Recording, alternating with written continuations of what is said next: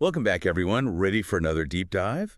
Today, we're going to get into Allan Kardec, the guy who basically gave Spiritism its structure, its name, the whole nine yards. And it's interesting right off the bat because Allan Kardec, that wasn't the name he was born with. Right. It makes you wonder, like, what's in a name?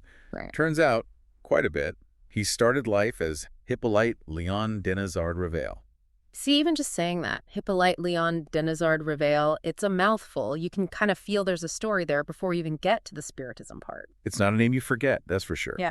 But it does make the name Allan Kardec seem even more significant, like he chose that name for a reason. Absolutely, and we'll dig into that more later, but it speaks to a conscious shift, an evolution of thought and purpose. But even before he was Allan Kardec, even back when he was Hippolyte, there were signs of a really remarkable person. Oh, absolutely. This was not your average guy. For one, he was born in 1804. And right from the get-go, we see this incredible thirst for knowledge. We're talking about a guy who was fluent in 5 languages. 5? Okay, now that's impressive. 5 languages. German, English, Italian, Spanish, and of course, French. Now think about this. This is the early 1800s, way before the internet, before instant translation. Learning a language back then, it took serious dedication. It tells you something about the kind of mind he had. Like, this wasn't just some parlor trick rattling off phrases. He was engaging with different cultures, different ways of seeing the world. Exactly. And that's key because this ability to bridge different perspectives becomes central to his work later on. He wasn't just absorbing information, he was synthesizing it, looking for the common threads, the underlying principles. It's almost like he was training his mind for the work he would eventually do with Spiritism, you know what I mean? It's like he was laying the groundwork without even knowing it. And the plot thickens because it wasn't just languages. His early career is equally fascinating. You might picture a guy like this, drawn to the mystical, dabbling in the occult from a young age. Right. It wouldn't be that surprising. But that wasn't Hippolyte. Not at all. This guy was a respected educator, and not just any educator. He worked directly with Johann Heinrich Pestalozzi. Now, if you don't know Pestalozzi... Okay, I'll be honest. I'm drawing a blank. Refresh my memory. Pestalozzi was a huge EGE name in educational reform. He believed in experiential learning, making education accessible to everyone. We're talking about a pioneer whose ideas still influence how we think about education today. Wow, so we have Hippolyte, this brilliant mind who's fluent in 5 languages, deeply involved in shaping young minds through this progressive approach to education. And yet, that's not even the whole story, is it? Not even close, because here's the curveball, and it's a detail that's often overlooked. For a time, he was a banker. Wait, a banker? Really? No, that's not what I was expecting. Right. It seems like such a disconnect from the world of Spiritism, the occult, all that. But maybe it's not as much of a leap as we think. What do you mean? Well, think about the skills involved in banking. Meticulous record-keeping, attention to detail, a methodical approach to analysis. Okay, I see where you're going with this. These are the same qualities that defined Kardec's later work investigating and documenting spirit communications. He brought that same rigor and analytical mind to the seance room. So even though it seems like a detour, maybe it was all part of his journey, shaping him for what was to come. Precisely. It adds another layer to this already fascinating figure and sets the stage for what happens next. Because it's in the midst of all this, the languages, the education, the banking, that Hippolyte encounters something that will change his life forever. So we've got Hippolyte, this intellectual powerhouse, fluent in 5 languages, experience in education, even a stint in banking. You'd think he'd be immune to the allure of the occult, right? You'd think with all that logic and analysis, he wouldn't be swayed by something as intangible as spirits. But that's where things get really interesting. It's the mid-1800s, and Europe is caught in this wave of spiritualism. Table turning, spirit rapping, seances. It was all the rage, wasn't it? It was a full-blown phenomenon. People from all walks of life, from scientists to socialites, were attending these seances, desperate to connect with the other side. And you can see why, right?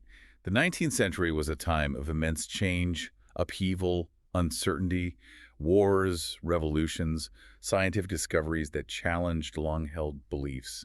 It's no wonder people were looking for answers beyond the material world. It was the perfect breeding ground for both genuine curiosity and, let's face it, a fair amount of charlatanism. And into this world steps Hippolyte.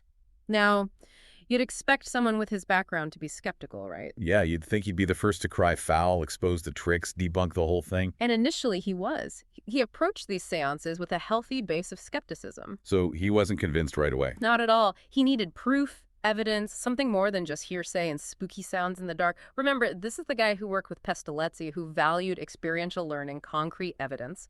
He wasn't going to abandon those principles just because he was entering the seance room. So how did he go about investigating these claims of spirit communication? Systematically, of course. It wasn't a matter of just showing up and seeing what happened. He documented everything meticulously, kept detailed records of his observations, the questions he asked, the responses he received. He was treating it almost like a scientific experiment. Exactly. And over time, he started to notice something interesting. Certain patterns emerged, things that couldn't be easily explained away as trickery or coincidence. What kind of patterns? Well, for example, he'd ask questions through mediums, and the answers would contain specific details about deceased individuals, things the mediums themselves couldn't have known. Like what? Give me an example. Like details about their lives, their deaths, even obscure facts that were later verified as accurate. Okay, that's pretty compelling. But couldn't there be other explanations? Maybe the mediums were just really good researchers. That was a possibility he considered. But then there were the instances of xenoglossy. Xenoglossy. Yeah. Sounds complicated. It's a mouthful, right? Basically, it means speaking or writing in a language that you've never learned. So you're saying these mediums, some of whom maybe had limited education, were suddenly speaking fluent Greek or Chinese. It was more than just a few words here and there. We're talking about communicating complex ideas, sometimes even writing in ancient languages they had no prior exposure to. Okay, now that's hard to explain away. It was these kinds of occurrences, these instances that defied conventional explanation, that began to shift Hippolyte's perspective. He couldn't ignore the evidence that pointed to something beyond the realm of the known.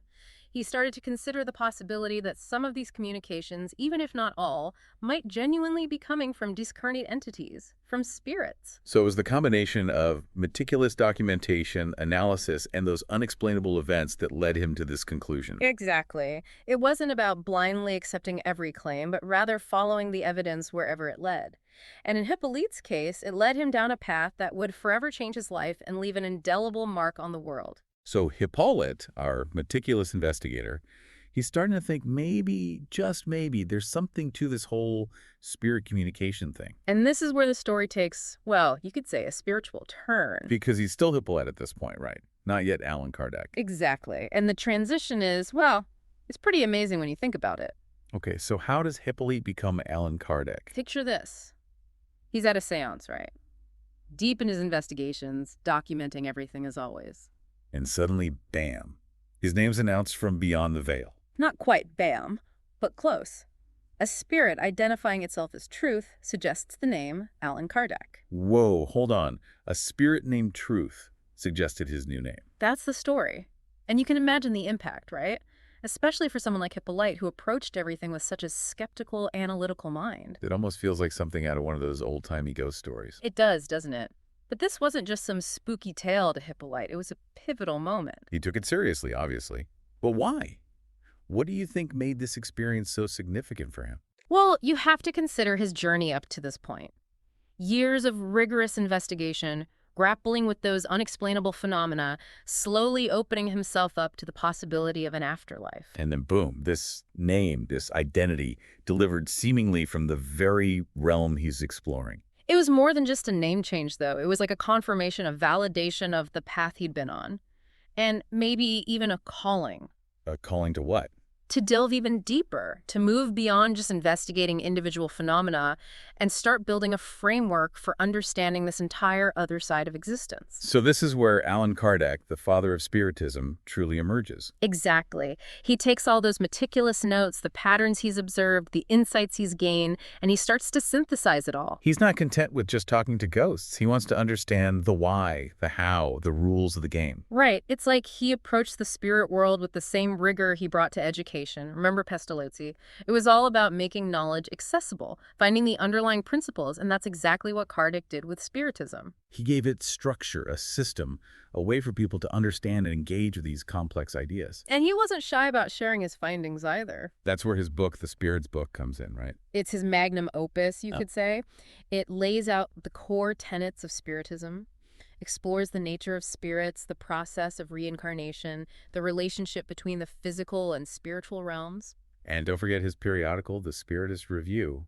He was dedicated to disseminating this knowledge, fostering a community of inquiry. Absolutely. It was about more than just his own personal beliefs. He wanted to spark dialogue, encourage critical thinking, create a space for people to explore these concepts for themselves. Which, when you think about it, is a very educational approach.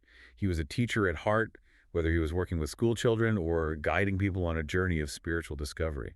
It's a powerful parallel, isn't it? This idea of illuminating hidden worlds, of making the unknown knowable. From the intricacies of language to the mysteries of the afterlife, he dedicated himself to understanding, to pushing the boundaries of human knowledge. And that's the beauty of Allan Kardec's story, really. It's a reminder that curiosity, coupled with a healthy dose of skepticism and a rigorous pursuit of truth, can lead us to some pretty incredible places. It's a journey that takes us from the classrooms of 19th century Europe to the very heart of what it means to be human, to grapple with those eternal questions about life, death, and what might lie beyond. It's a deep dive in the truest sense of the word. Absolutely.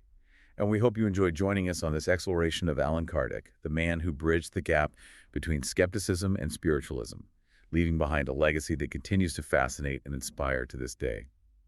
Thanks for listening, everyone, and until next time, keep exploring, keep questioning, and keep those minds curious.